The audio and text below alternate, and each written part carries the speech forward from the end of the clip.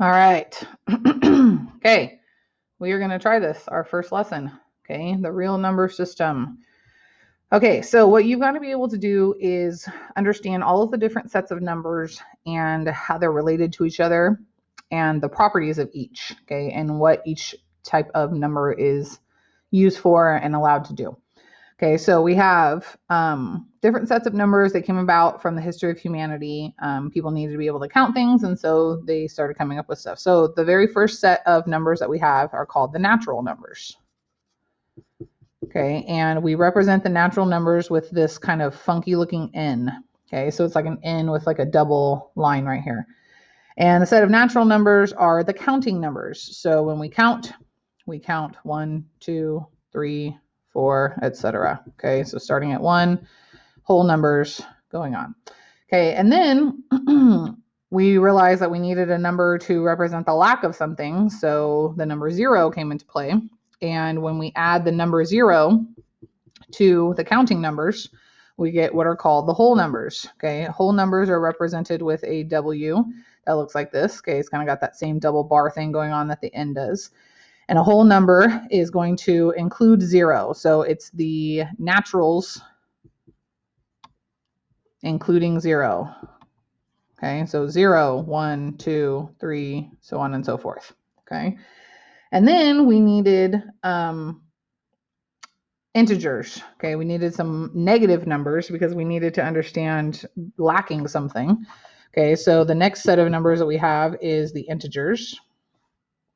And the integers are not represented with an I like you would think. They're represented with a Z. So a Z with that double thing going on again. Okay, and the integers are positive and negative whole numbers. So when we think about the integers, we think about a number line. Okay, so my line can continue on in this direction: -2, -1, 0, 1, 2, and then continue on in the positive direction. So obviously there's an infinite number of all of these sets of numbers. Okay, and then when we talk about sets of numbers, we want to talk about a concept called closure. So closure means that when I perform an operation on any two numbers from the same set, that my answer will also be from that set. Okay, so closure would mean, so like for the natural numbers, I want to say are natural numbers closed under addition. Okay, so the set of numbers that I'm talking about is the naturals. The operation I'm talking about is addition. So if I take a natural number, so natural numbers are my counting numbers, like 2, and I add another natural number like 4, my answer is 6. The question is 6 also a natural number? Okay, and I think we can all agree, yes, it is. So is there any instance here where if I take two natural numbers and I add them together, am I going to not get a natural number back? And the answer is no. Okay, so since we're in this predicament where I'm not going to focus too much on closure, but I just want you to be familiar with the word. Okay, just asking if you have two elements of a set and I add, subtract, multiply, or divide them, do I get another element of that set? Okay, next set of numbers we have after the integers is the rational numbers. Okay, so rational numbers, okay, are any number that can be written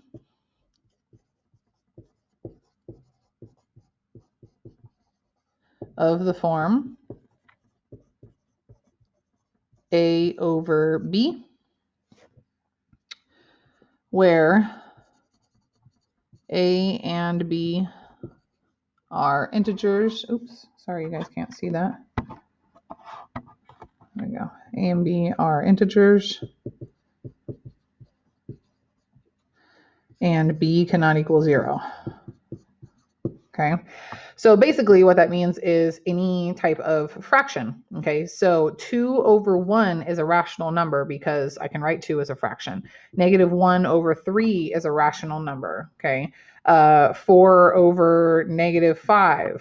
Okay, 21 over 7. even though that reduces to 3, okay, that's still technically a rational number. So those are all rational numbers. What you need to understand, and this is the key about rational number, is it can be written as a decimal. Okay, it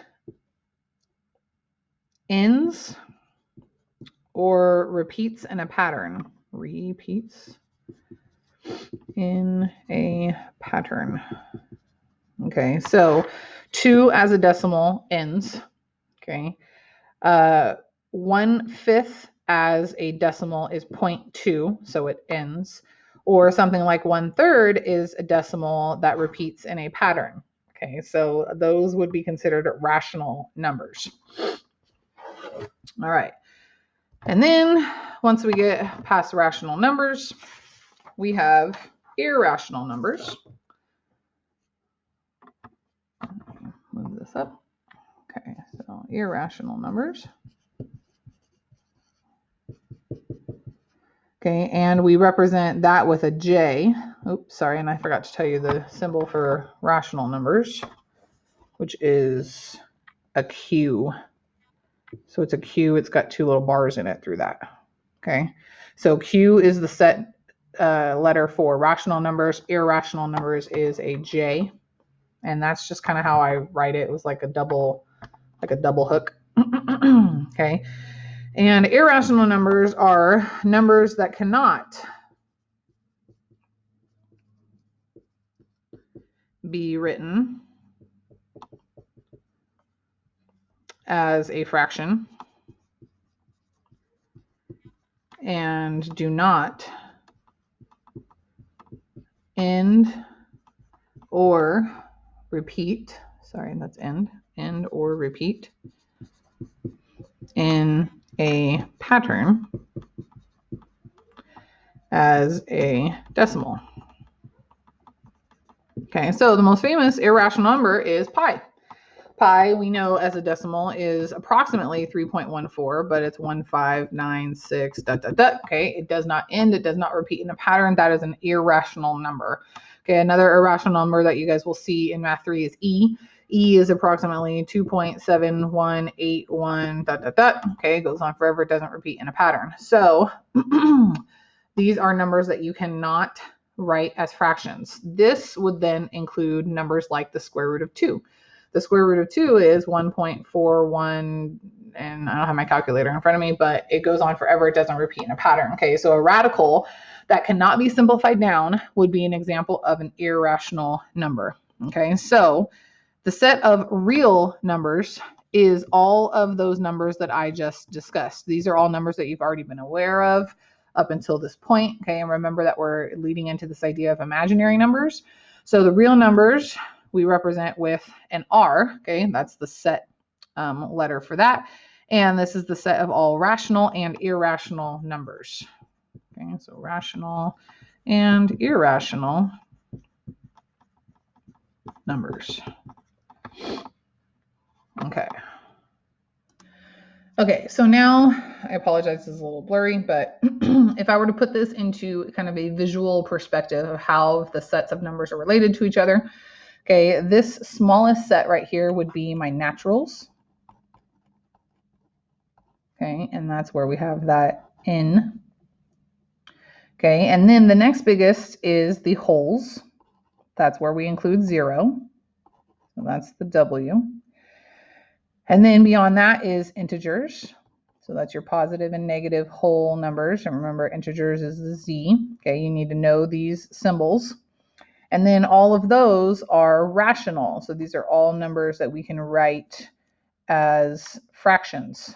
Okay, or that end as a decimal or repeat in a pattern. And remember, rationals is Q.